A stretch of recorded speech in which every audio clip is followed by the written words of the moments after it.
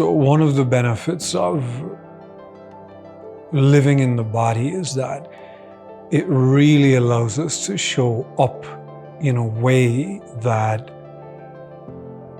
is fresh and brand new to exactly what is happening in front of us. Being very heady and really being stuck, caught in the mind, living from the mind, we're never really engaging with reality. It's all of our accumulated memories. It's all of our accumulated information that we've taken in. And oftentimes this can really get in the way of two people connecting in a way that's healthy.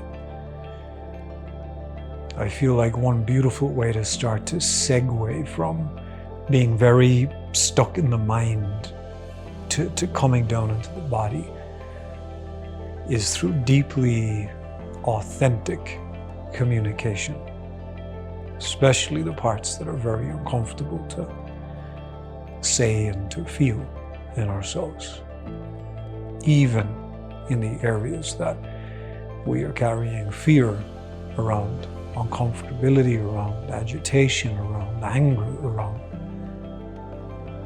This can be a really beautiful way to bring us back down into the body.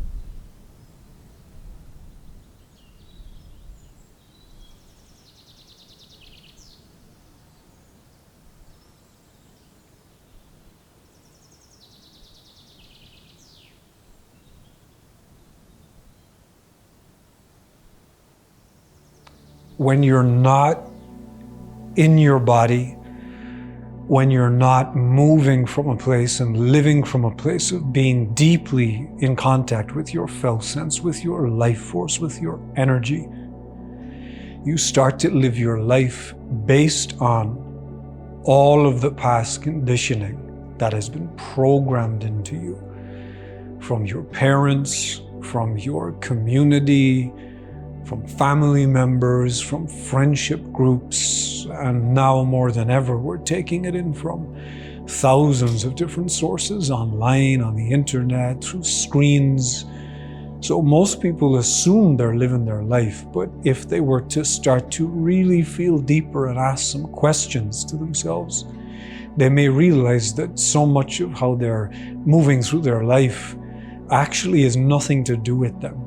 And they're just carrying out and perpetrating more of whatever madness and conditioning that they've taken in from other people. I feel right now, because of how much we're consuming and attempting to force ourselves to create and to put out into the world, we have more and more lost the ability to deeply listen to the life that moves through us, the uniqueness of the life that moves through you in this moment. I feel we are terrified of having nothing to pour our energy into. I feel we're terrified of not being entertained. We're terrified of boredom, ultimately, feeling idle. But where else do we have the opportunity to really hear ourselves, to hear the very life that we've been gifted with as it moves through us? Please recognize the places where you are skewed and brainwashed. And if you can't put the brainwashed content, or if you can't put the source of that which you're addicted to down for a moment and just be and feel yourself, to be in nature, to be in your home, to be anywhere without distraction, entertainment, but just feeling yourself, listening to yourself. If you're unable to do that, you're probably not living an authentic life.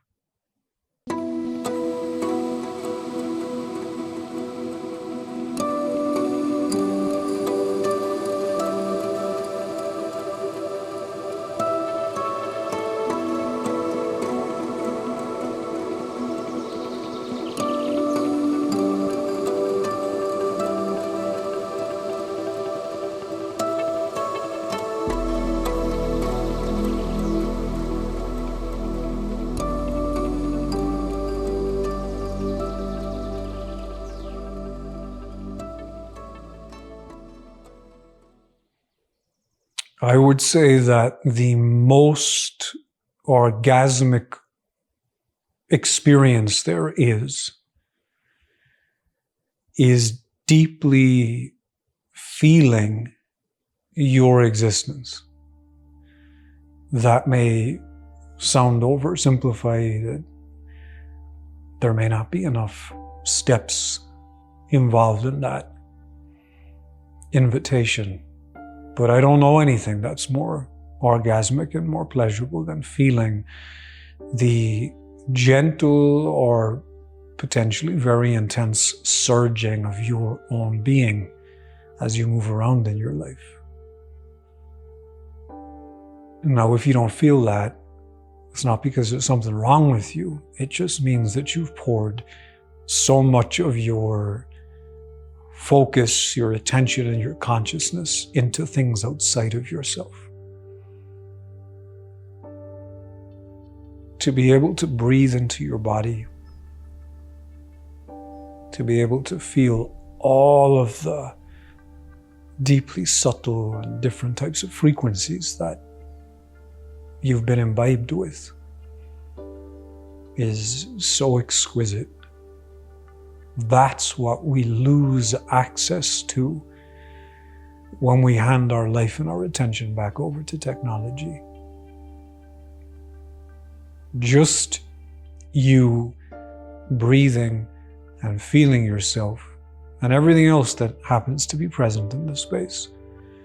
Whether it's past trauma, places where you're tight, where you're tense, all of this feeling will actually allow you come back to an aligned relationship with your existence. What it actually feels like to be here. And then your deeper intelligence can start to come through.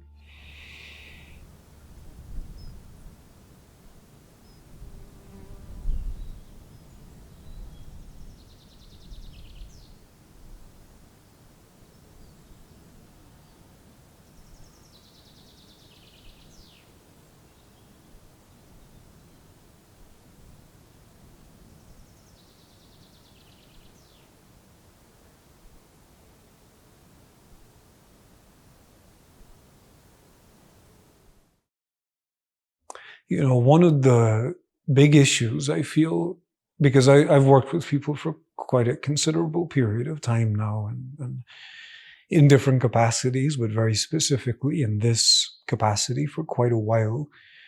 And my intention or my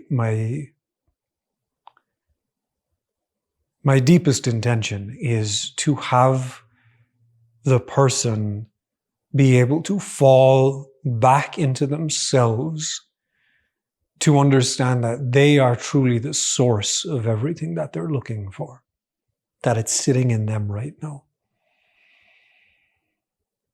Where this starts to become very challenging is when that process is in direct competition with a person's screen time. The biggest factor that is keeping us unconscious, foolish, stupid, across the board in so many different ways is because our embodiment and our presence, the desire to go deeply into that, into our humanity, is in deep conflict with our desire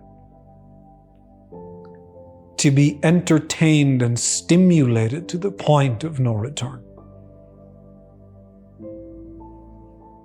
Very honestly, if you gain more joy or the apparent feeling of more joy,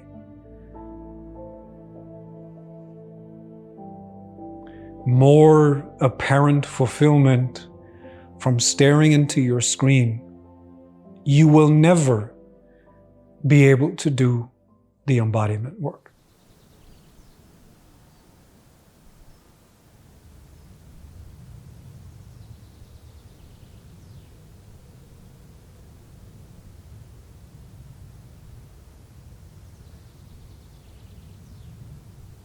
No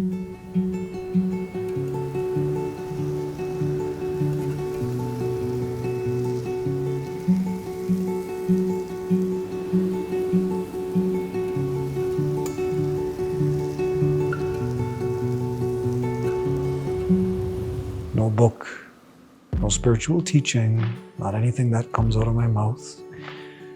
My intention is to remind you of what's there already. That's kind of it. But it's all on you. So you just got to see what you're chasing. Whether it's the fake, the fakeness, the sparkly, instant gratification version of spiritually microwaved meals, or if it's actually turning away from all of that and really stepping into the time where you are not being entertained enough. And now it's just you and life. It's just you and God. Enter your orgasmicness.